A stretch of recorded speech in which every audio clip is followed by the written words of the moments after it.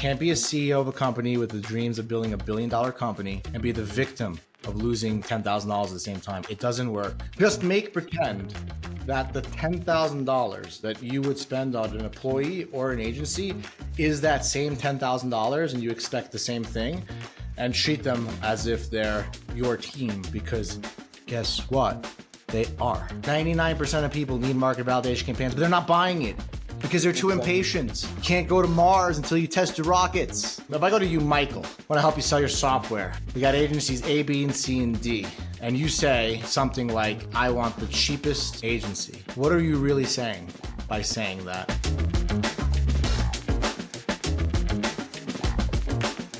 Hello, everyone. Michael Ocean, CEO at SMTP here. Today, I'm super pumped. I got Amir Reiter. I think you guys know him from LinkedIn. He's super active. Started his career as, again, top performing rep, progress into leadership. But I want Amir to actually share his story. So, Amir, floor is yours, sir.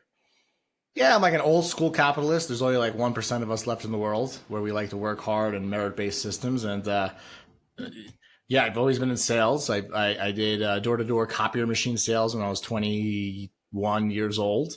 And then I sold vacuums door-to-door, do the hard stuff. And then I had my own company. That was a supply company, a water company. And I've also worked in surgical robotics, selling robotics, spine and brain surgeries. And then I also work at NetSuite, which is like a heart transplant for companies. So I've been really close to the technologies that are just transformative and selling it to, leaders of companies and leaders of hospitals. And fast forward to now, I own a marketplace. It's like the Home Depot of RevOps. So everything that I think your technology is listed in our marketplace, right? So we want to help buyers really look at their business objectives between business challenges, jobs to be done, success metrics, industry focus, and really kind of analyze the consultants, trainers, B2B SEO agency, advertisement, there's 49 agency types that we have in our marketplace. They're not all the same. And then people, full-time employees, and software, so people can manage their purchases of either full-time employees or agencies or software, and just kind of making sure that even buyers that might be, working with you can find candidates and agencies that use your software so that they can use the technologies that they're based. So everything's really based around revenue software, and kind of throwing out the whole, let's look for somebody because they went to university at Texas, to like, let's look for someone because they know HubSpot, Apollo, Clay, or, sell me this pen. So that's it. Yeah. I love it. I love CloudTask because you guys actually share the demos as well. So buyers don't need to waste time going back and forth. Hey, let's just do a discovery. We're making demos for specific listings, right? So if somebody wants to see an agency that like how they help, I had one that's like, their big thing is we help pharmaceutical companies sell to veterinarians in APAC. That's a listing, right? So this way the demo is like, this is how we help pharmaceutical companies sell to veterinarians in APAC. And it just creates a better environment, because a lot of software is a lot of people. They can do a lot of different jobs and a lot of business challenges, right? But sometimes it's just really great to focus on the specific business challenge and use case that you have versus all that they can do, right? So we do micro demos.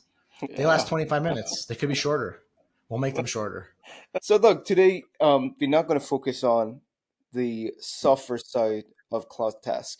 We're going to focus on people side. The hiring basically sales agencies, whether through CloudTask or anywhere else. Your experience, you've been around. So I'm just curious to hear, why companies basically choose hiring sales talent agencies compared to, building it in-house. Well, it's a good question. Let me start with this. Why would you buy your SaaS without building it in-house? It's the same answer. All of these SaaS companies, software as a service, it's outsourcing your software development. Don't build it, rent it. So a lot of SaaS companies don't even realize that their whole solution is outsourcing software. It's kind of funny because people are like, oh, we don't outsource. I'm like, but you tell people to buy your SaaS? Okay.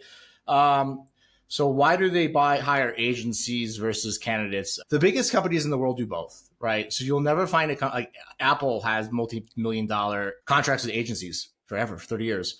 So you find that most companies do both because they care more about the bottom line than how they feel, right? They put their feelings aside and they're like, we need profit and this is how we're going to get our profit. Smaller companies, they are a little hesitant because of fear.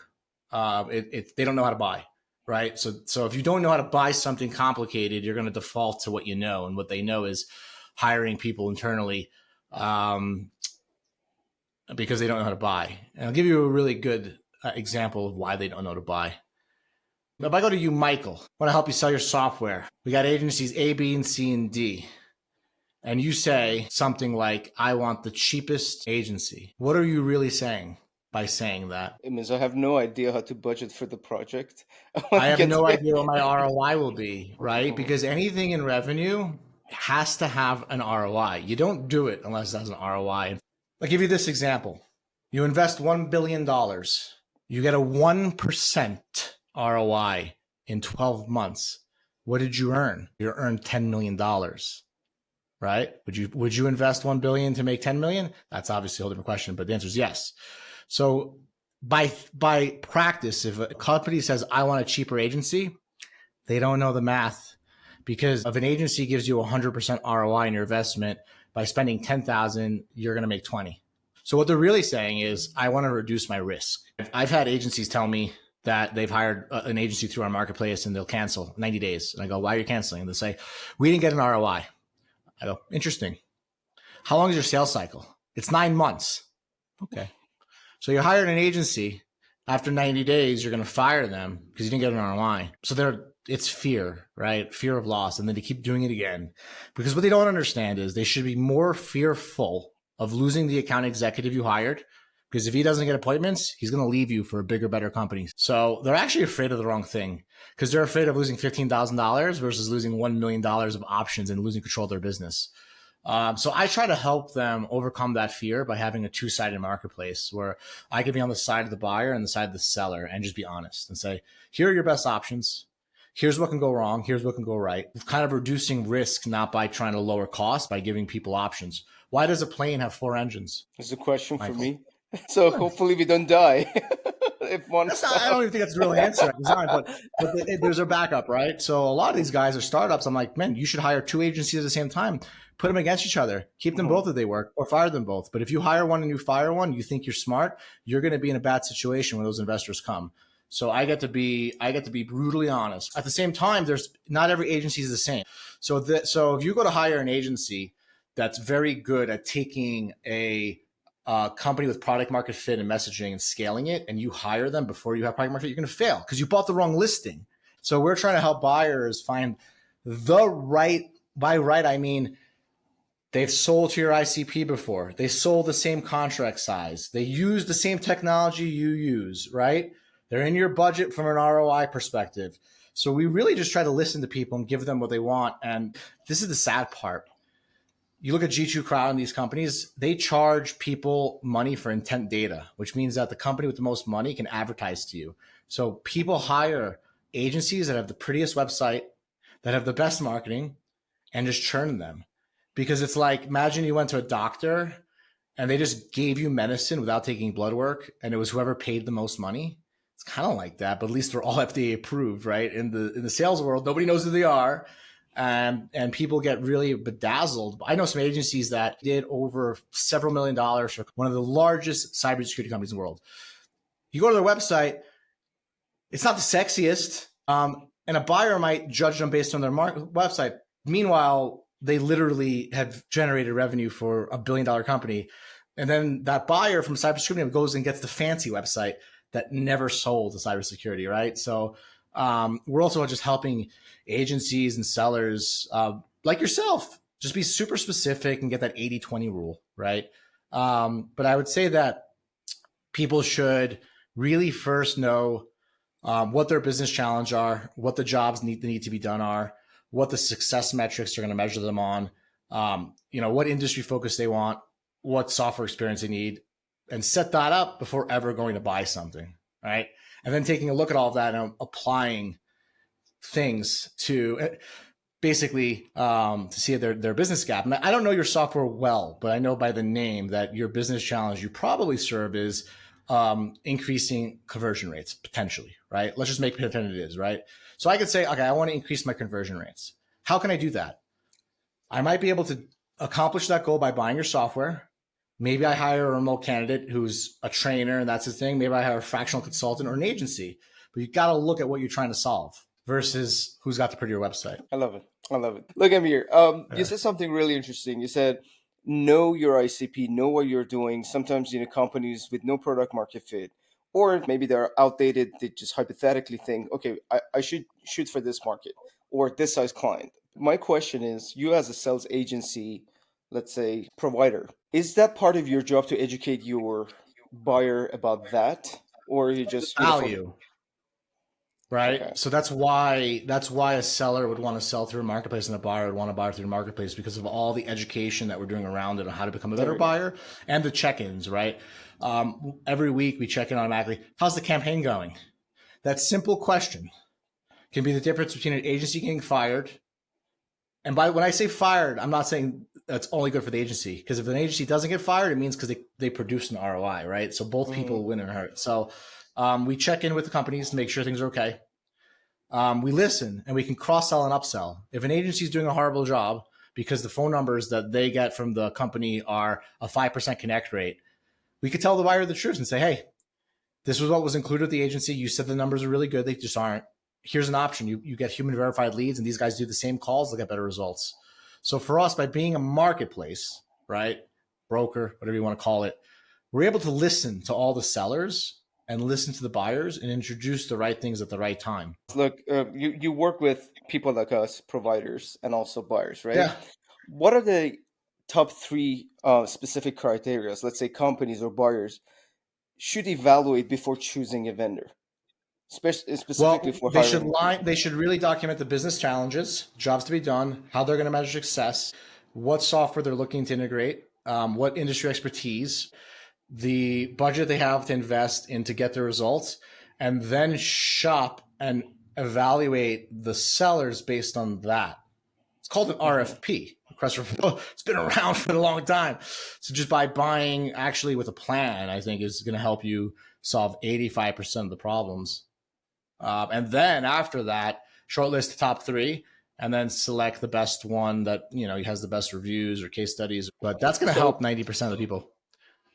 so speaking of RFPs, or just knowing what you're looking for and what problems you're solving for yourself as a buyer, when you speak with these agencies, how do you make sure that if I'm working, let's say, with an agency right now, even if I communicate everything correctly and we come up with a plan, okay, yeah, it makes sense. This is your ICP, this is your sales cycle, this is ACV, blah, blah, blah, blah, blah. What should I do to be successful? Just make pretend that the $10,000 that you would spend on an employee or an agency is that same $10,000 and you expect the same thing and treat them as if they're your team because guess what?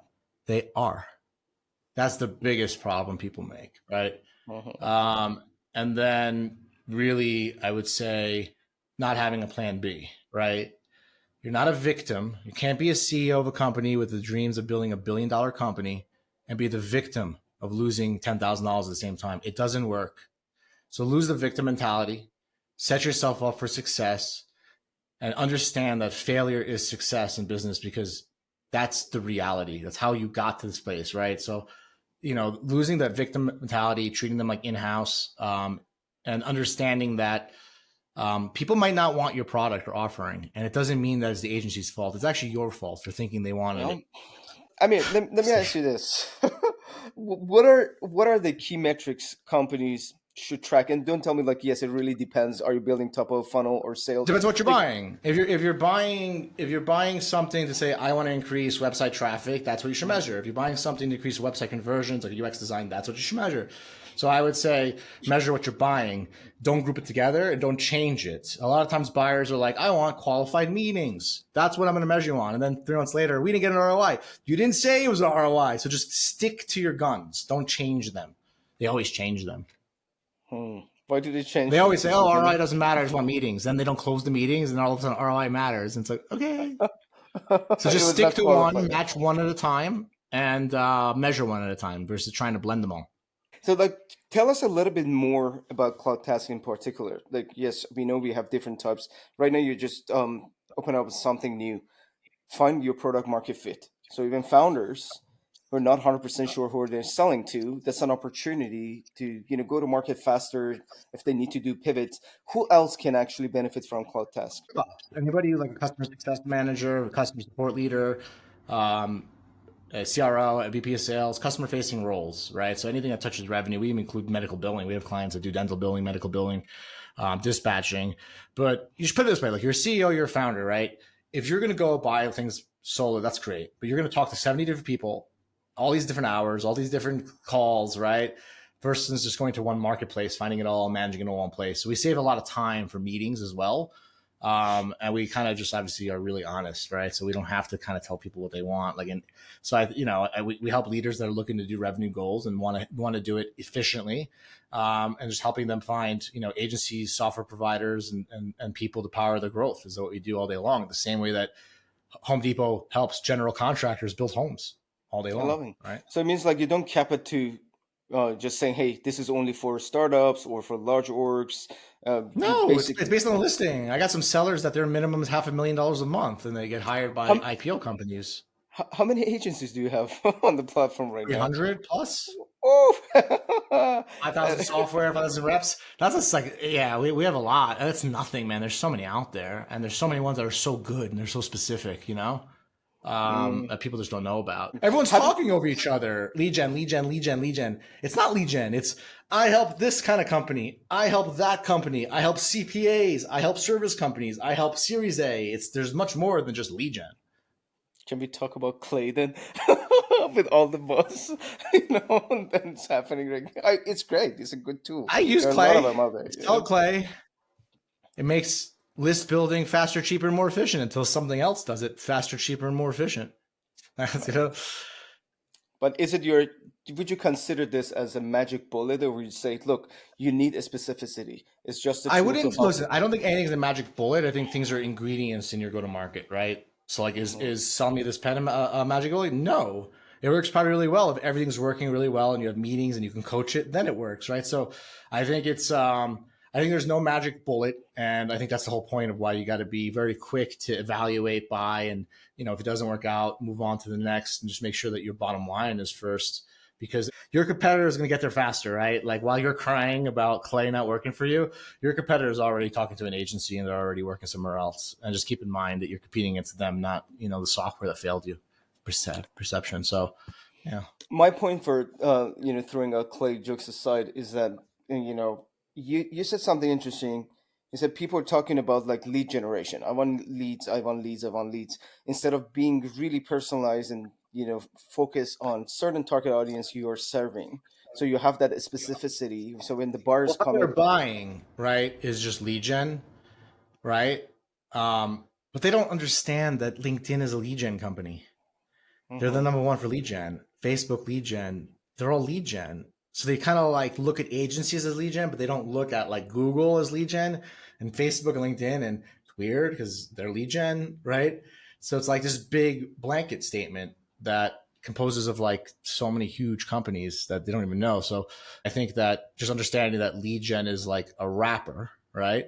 And deep down inside, that there's a specific business challenge, a specific use case, specific industry focus that they really do well in, right? LinkedIn might not be the best for dentists, hmm right? But there's hmm data sources that are just for dentists, So it's just kind of like, yeah, like that, right? I think understanding that lead gen is just a main category. And within that, there's like, a million plus solutions. And then you dive deeper, you'll find something that's just specifically and it doesn't mean it'll work. It just means you have a better chance, right? hmm It's not a guarantee, but I can guarantee you that you have a better chance of succeeding in APAC, hiring a company that's sold in APAC, that has hmm experience in APAC versus a US company that says, yes, we can do everything. And speak the language. Speak Yeah. a little bit of Spanish, and Yeah, threw at least some exactly. jokes in there. Look, to me, there's a ripple effect, if you will, not just booking the meeting for especially like founders at early stages. You're even larger organization. You're testing out your hypothesis extremely quickly without committing to hiring someone with all the liability that comes with it. That's just, you know what? The market validation campaign is what you need. and you know it, and it hit you well, right? And guess what? 99% of people need market validation campaigns, but they're not buying it because they're too Exactly. impatient, right? So that struck with you, and it struck with you because the truth is that 99% of agencies fail to deliver expectations because everyone tries to skip step A. You can't go to Mars until you test your rockets. It's real simple, but they're trying to go to Mars. And then they're disappointed they blow up. I'm like, that's really Look, what it is. And a no, lot of that's companies true. need to be in market validation for years. That is true. Look Like at it took us. Apple. They just Yeah. discontinued their glasses, right? Mhm. Because they didn't do market validation. And they thought that all the developers would rush to do programs. They thought people would spend $3,000 on glasses. And guess what? They were wrong Mhm.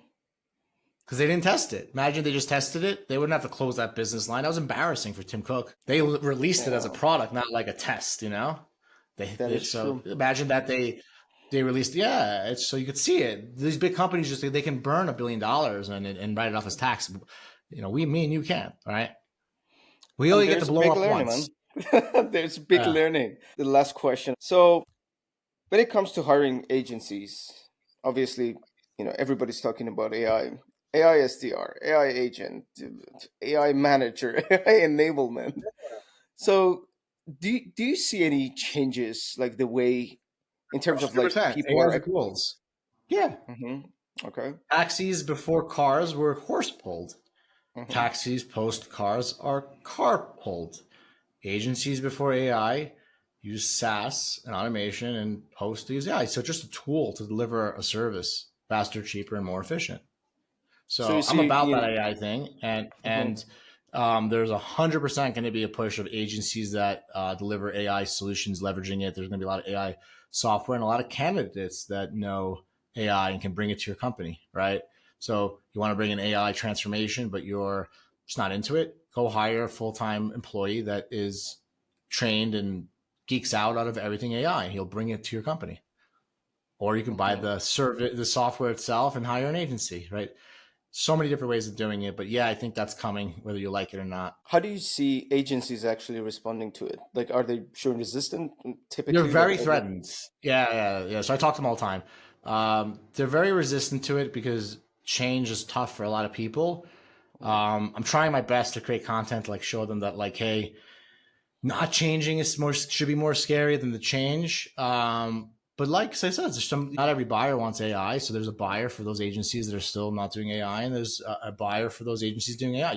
Do you believe your reps burn leads practicing on client calls? When it comes to giving them one-on-one coaching sessions, just don't have the bandwidth, so you get rid of them altogether? Or maybe you notice that your team spends a lot of time on non-revenue tasks like taking notes, updating CRM, or drafting emails. These are the exact challenges we solve for other revenue leaders like yourself. With Sell Me the Spend AI Coach, you can offer your reps role-play sessions at scale while automating one-on-one coaching sessions based on your best practices and methodology. Also, AI will take care of all their non-revenue tasks, like note-taking, CRM updates, draft the email for them, so they can focus on constant improvement while you're focusing on one thing and one thing only: revenue growth. If you're interested in learning more about the clients we are working with or use cases that might be beneficial to you, check us out at sellmethespend.ai. So let's wrap it up with this, because you said cold callers. What are your thoughts on cold calling moving forward from now, let's It's say, the the next best. 2 years? You just have a good offer. It's not about what you do, it's about what you're selling. That's like the biggest thing. Nobody talks about it. But as long as you have an offer that's valuable, cold calling will always be king. There you have it. If anyone wants to reach out, Amir, how Don't can cancel they? me. How should they reach out to you? Let them spam you on LinkedIn or Amir Reiter. AmirReiter. LinkedIn, Instagram, X, Twitter. I'm all the same everywhere. Yeah. follow him. He got some good content coming every day. Sometimes. Yeah. Thanks, No, dude. you're good. All right. I appreciate you, man. All the best. Guys, hope you Likewise. enjoy it. Cheers. Bye. See ya. See you.